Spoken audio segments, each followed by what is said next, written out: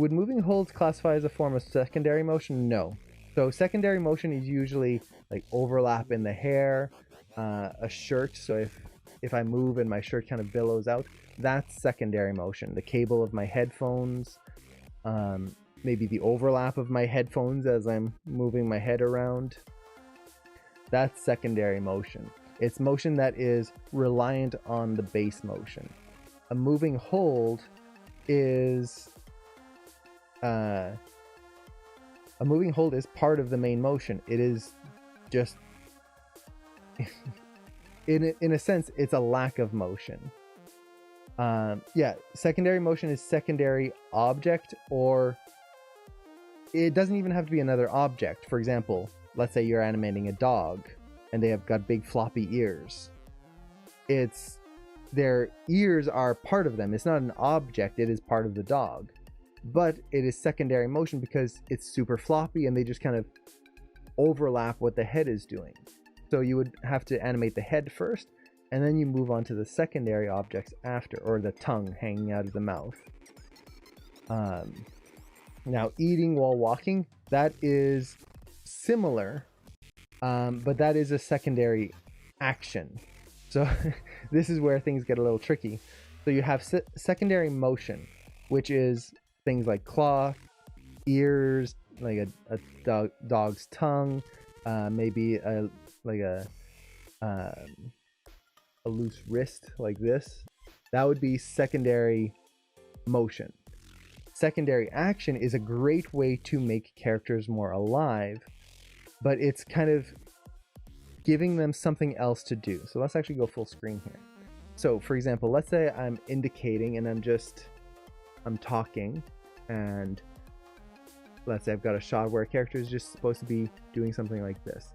It can kind of get a little boring because the character's not really doing anything, they're just talking. But what if I gave them something to do? The main action of the scene is the dialogue. The character's talking and they're giving a speech or something like that. But maybe while they're doing that, they're on their phone and kind of like talking, but also kind of checking their messages while they do so. Maybe take a selfie. That would be a secondary action. So you've got the main goal of the scene, which is the talk, but then the character is doing something secondary. So in the case that Lucas had, you have a character walking. That's the main action of the scene. They're walking from point A to point B, but they are eating a hamburger. That is the secondary action. They're adding something else.